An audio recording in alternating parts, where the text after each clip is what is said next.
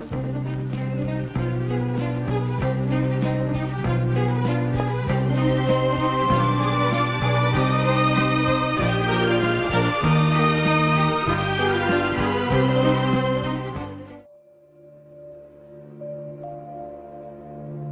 vieille Rome avait présenté ce miracle de 520 années passées sans un divorce. Nous pouvons hardiment en conclure que les adultères, soigneusement dissimulés, furent rares.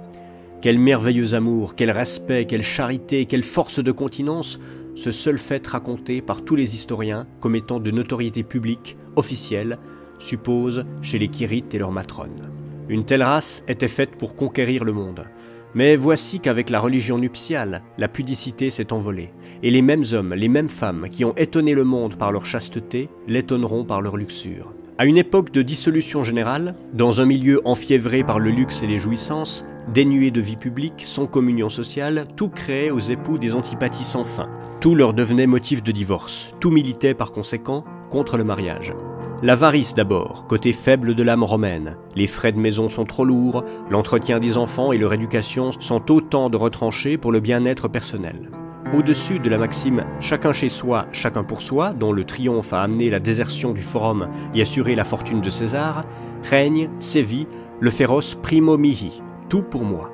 Devant cet indomptable égoïsme, que devient l'amour ? Un objet de consommation comme le pain, le vin, la baignoire, le spectacle, qu'il faut obtenir au plus juste prix, donc point de mariage.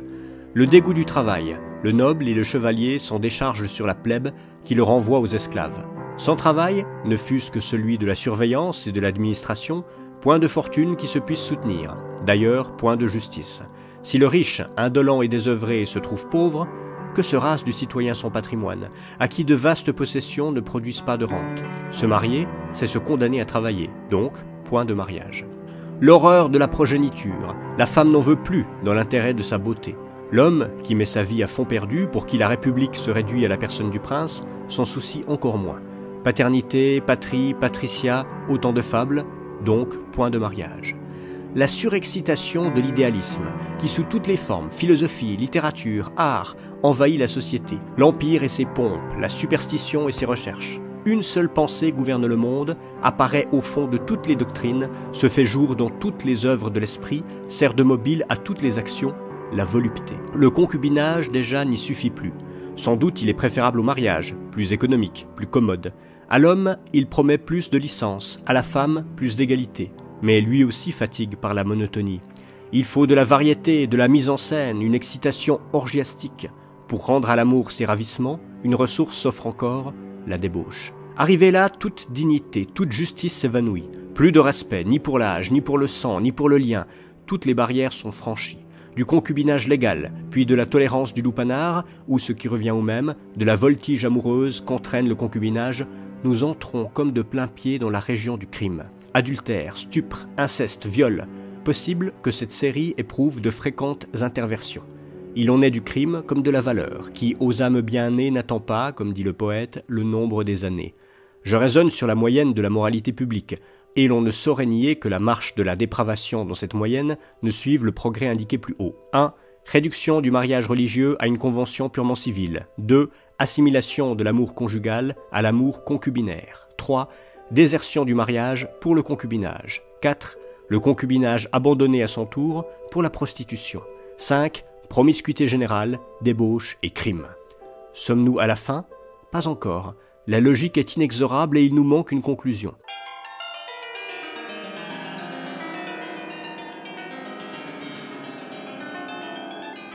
Dans ce mouvement rétrograde, que signifie la femme? À quoi répond-elle? Quelle idée sert-elle? Quelle est, devant la société et devant sa nature, sa destination? La femme, épouse, concubine ou prostituée, moyen de fortune pour quelques-uns, ustensile de ménage ou article de mode pour la masse, objet de consommation pour tous, la femme, hors de la luxure universelle, n'a pas de destinée, pas de raison d'exister, ni politique, ni économique, ni philosophique ou esthétique, ni familiale. Elle n'a plus même de raison puerpérale, puisque le motif principal qui fait fuir le mariage, rechercher le concubinage et l'amour libre, est la crainte de la grossesse, l'horreur de la progéniture. Allons donc jusqu'au bout. La génération déclarée incompatible avec la félicité domestique, La femme, d'autre part, en raison de son infirmité naturelle devenue plus à charge qu'à profit, sans raison d'existence, la sexualité est de trop. À quoi bon ce dualisme, si contrariant par sa fécondité intempestive? La nature s'est trompée. Ne pouvait-elle autrement pourvoir à la conservation de l'espèce, séparer le travail de la génération des jouissances de l'amour? La femme, dans cette hypothèse, ne conservait de sa constitution que ce qu'il en faut pour la volupté. Devenant l'égale de l'homme, aurait pu, sans être à sa charge, conserver son indépendance, remplir aussi les fonctions politiques et économiques. Ou plutôt, toute distinction de famille, de propriété et de sexe étant supprimée, l'humanité eût vécu dans une communauté de biens et d'amour où la justice, objet de tant de disputes, eût été aussi inconnue que l'inégalité même.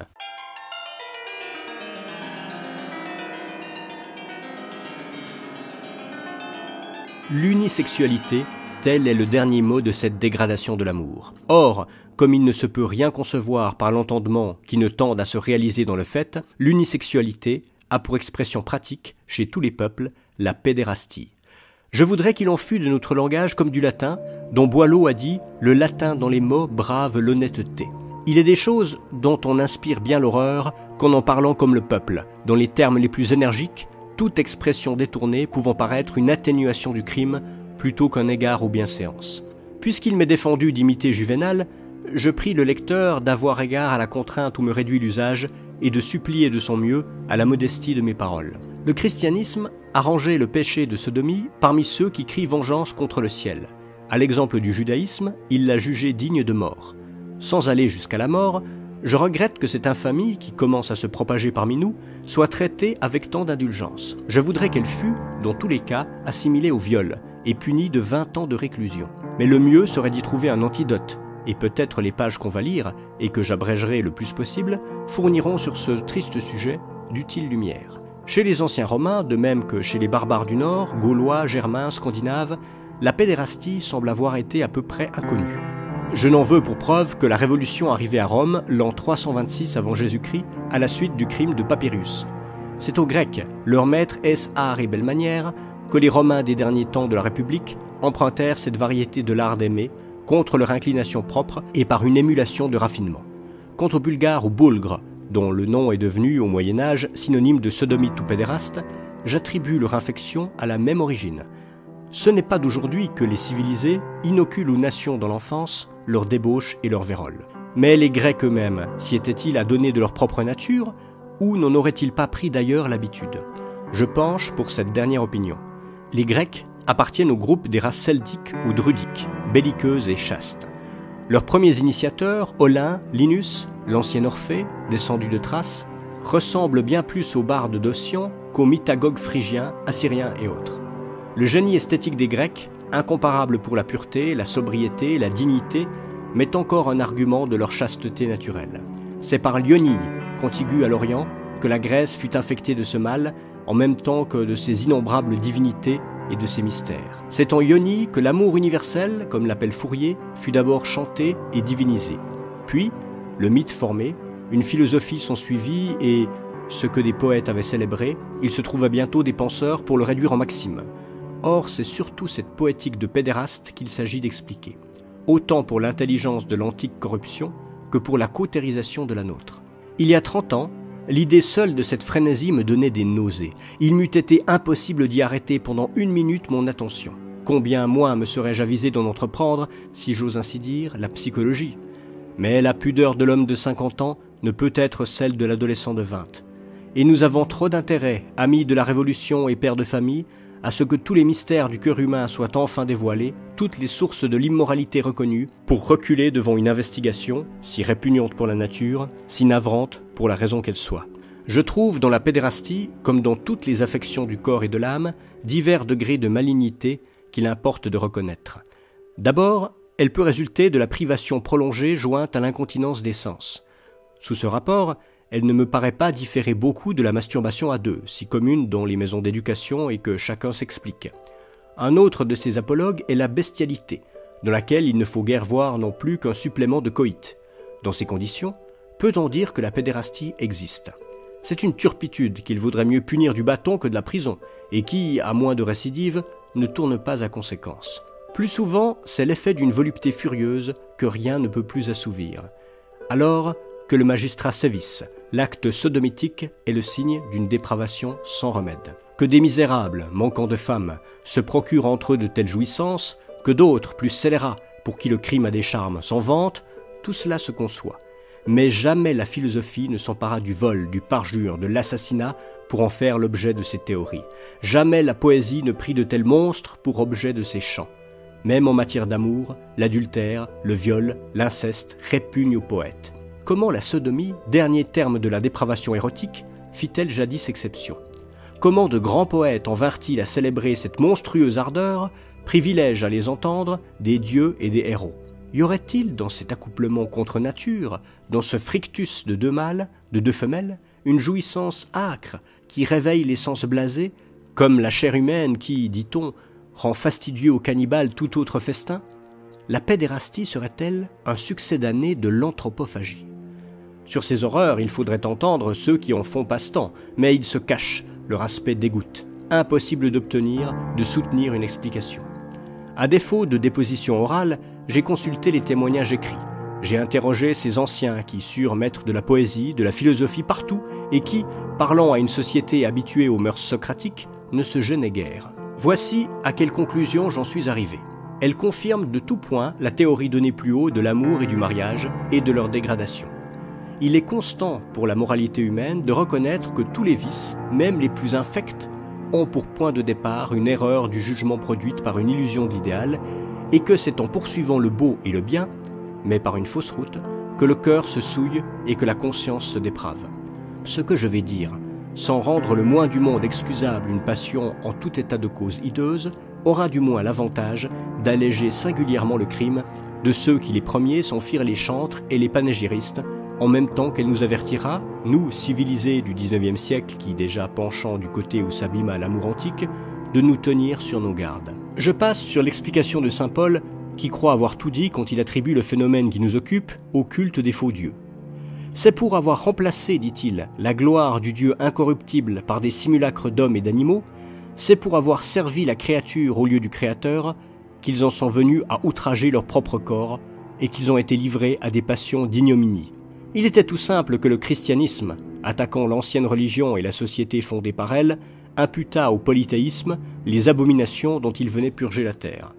Mais sans compter que le christianisme n'a pas réussi dans son entreprise et que les passions d'ignominie se sont perpétuées dans l'église du Christ, comme dans la synagogue de Bélial, il est clair que l'explication de saint Paul n'explique rien. Quel rapport y a-t-il entre l'idolâtrie et le péché de sodomie?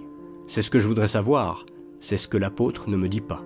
Le dédain réciproque des sexes et la dépravation de l'amour qui en fut la conséquence eut sa cause, d'abord, dans l'excessive facilité de relations qu'avait créé le paganisme et qu'il était dans son génie de créer, au point de vue même de l'intérêt et de la dignité de la femme, puis dans l'idéalisme universel, qu'une justice trop faible ne réfrénait pas.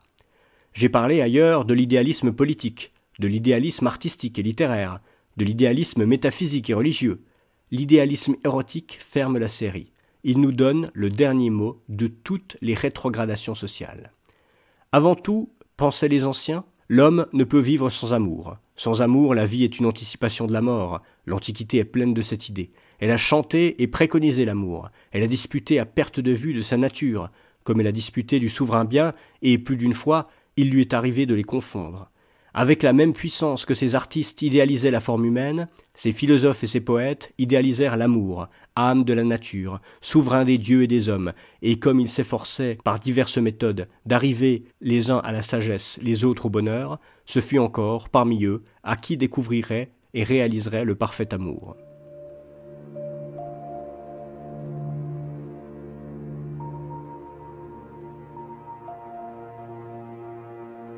Cette lecture est extraite du livre « De la justice dans la Révolution et dans l'Église » de Pierre-Joseph Proudhon, paru en 1990 aux éditions Fayard.